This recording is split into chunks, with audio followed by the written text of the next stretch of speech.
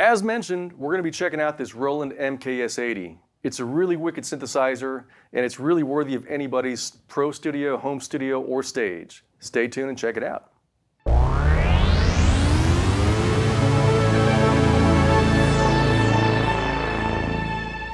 Hey everybody, this is Roland MKS, and this is Alamo Music Center, downtown San Antonio. Hop on the YouTube channel, click subscribe to the Alamo Music Sound Lab. We've got a lot of great videos there from the past, a lot more coming up in the future. Today we're going to be talking about another classic synthesizer, the Roland MKS-80. Of course, it's in a rack format, and we do have the programmer for it as well. We're going to talk about some of the sonic differences between the versions of the MKS-80 and how it also differs from its brothers, the Jupiter 6 and the Jupiter 8. Stay tuned, let's check it out. It's going to be good. All right, here we are with the MKS-80 and the programmer for it.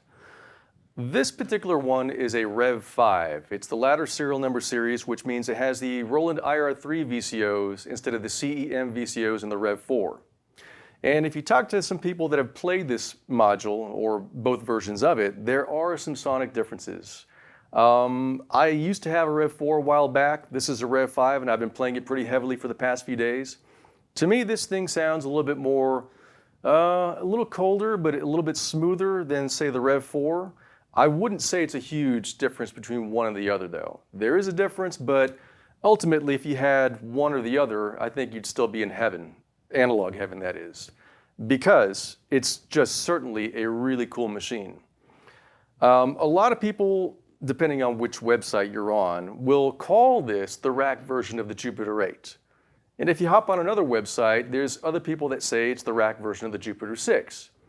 I don't think so. Having owned and still own a Jupiter 6 and having played a Jupiter 8 for X amount of time, I don't think it's one or the other, really. I think it inherited a lot of the technology from one or both. There are a lot of similarities as far as like how it's edited and some of the features and some of the filters and some of the envelopes. And by all means, the internal circuitry, for the most part, is kind of the same. But there is some sonic difference. This is kind of like the in-between Jupiter, where I find the Jupiter 6 to be much more harmonically rich in the mid-range and the upper mid-range, very brassy, very bright, and the Jupiter 8 being kind of bold, a little bit murky tone, a little bit more of the rounder sound. This thing to me is right dead in between, which is kind of cool if you think about it. If you were a Jupiter 8 hater, Jupiter 6 hater, and you wanted to find something that was kind of more of a balance between two tones, this one would definitely do that trick. It does have two VCOs. It does have that classic Roland filter, which can get into the squelch mode pretty fast. A lot of people use this machine for pads, brass, string patches, long evolving things. But it most certainly can be a really killer bass machine and a lead machine. You do have two different modes of polyphonic playability, and you have unison mode, and you do have monophonic mode. So on my Jupiter 6, for example, I use it a lot of the time in monophonic mode and use it as a lead synth or a bass synth. And this could totally do that as well. And again, with that filter, you can really get some of those classic pre-Jupiter era Roland tones pretty quick, pretty fast. It's a lot more elegant in tone. It's a little bit more polite as far as frequency response is concerned. So laying it down on a track in a session, whether it's, in a studio or live, it really, really sits well within a mix. It really fills out the tone very well without, overdoing it. The Prophet 5, Prophet 10, the Oberheim OB8, OBXA, those are sounds that really jump out of the mix. To me, the MKS series is really something to be in the mix, gently folded between all the other layers supporting those things. Now, it doesn't mean that you can't make it stand out. You can, but just the nature of it itself is a lot more polite tonally within a mix. Speaking of using it in albums and soundtracks and whatnot, the MKS-80 was a really big staple for Hans Zimmer, and it was a big staple for a lot of prog rock bands, and for example, Tangerine Dream, Talk Talk. A lot of bands use this particular sound for their albums. even Madonna. So we're going to throw that out there. She had some MKS-80 love on this machine. It's definitely a great synth, and it adds something really unique and cool to any album, any soundtrack, any live feed. Just all in all, a great synthesizer. Back panel is kind of cool. You do have, of course, MIDI in, out, and through. You do have 1/4-inch outputs, but again, you do have XLR outputs. And when at all possible, run XLR into your board or recording system. It will sound nicer, better, and have a better frequency response. If you didn't have the programmer for this, editing on the machine itself, the rack itself, is totally possible, but it's so tedious, time-consuming, and boring. So you might spend 15, 20 minutes on a patch where you could kind of nail it pretty quick, 3 to 4 minutes on the panel here. Technology has come a really long way. There's a lot of apps for iOS that will emulate what this does. So if you didn't want to spend, $2,000 on one of these racks, which they tend to go for, you can always buy the app and use the module by itself. It's really rare to find one of these independent. They're usually found in sets, because really when you bought one of these back in the day, you really had to have the set. Speaking of back in the day, this thing was made from 1984 through 1987. Pretty short span when it concerns synthesizers and technology and companies releasing new items. So 3 years wasn't a big thing, which kind of tells me that it really didn't sell maybe too well. I think it's mainly because it was of the rack format. The rack thing was somewhat new back in the 80s. There wasn't a whole lot of rack synthesizers around. There were some around, but not as many as they were back in the 90s or 2000s. So for most keyboard players, they really found that having an actual synthesizer keyboard with this particular engine would just made more sense for them, and less stuff to lug around, less stuff to connect. So that's my guess as to why it didn't last too long on the market. But as history dictates, we all know that it did last many years beyond that as far as popularity. It really has that sound. And again, it is a Jupiter sound. I don't think it's a 6 or an 8, but it's definitely got that Jupiter vibe going on with it. Very cool synthesizer all the way around. The only thing I could tell you is if you are going to buy one of these, make sure you do check the serial number on the back panel to see if it's the right version to what you're looking for sonically. Do a little bit of research as to what those serial numbers and the versions they made, Rev 4, Rev 5, what they mean sonically. So that way when you make your purchase, you buy the right thing that you're looking for. Speaking of buying one of these used, they don't come up too often on the used market. I think most people that have these tend to stick with them simply because you kind of get that Jupiter thing for a lot less than what a Jupiter can go for. Luckily here at Alamo Music, we nailed this, and it's now on our showroom floor. Really awesome synthesizer to have around and to add to our collection. Very cool synth. Okay, we've talked a little bit about it. How about we check it out in action? Let's listen to it.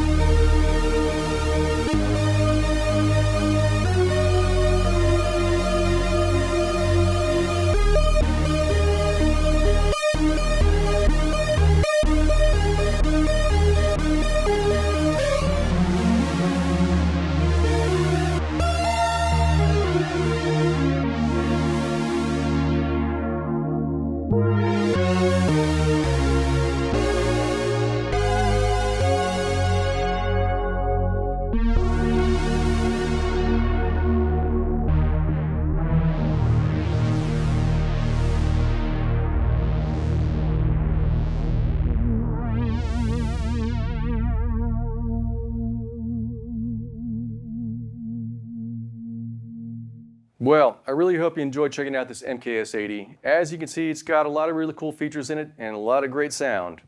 As always, thank you for watching our channel. Make sure you hop on the YouTube channel, Alamo Music Sound Lab, click subscribe.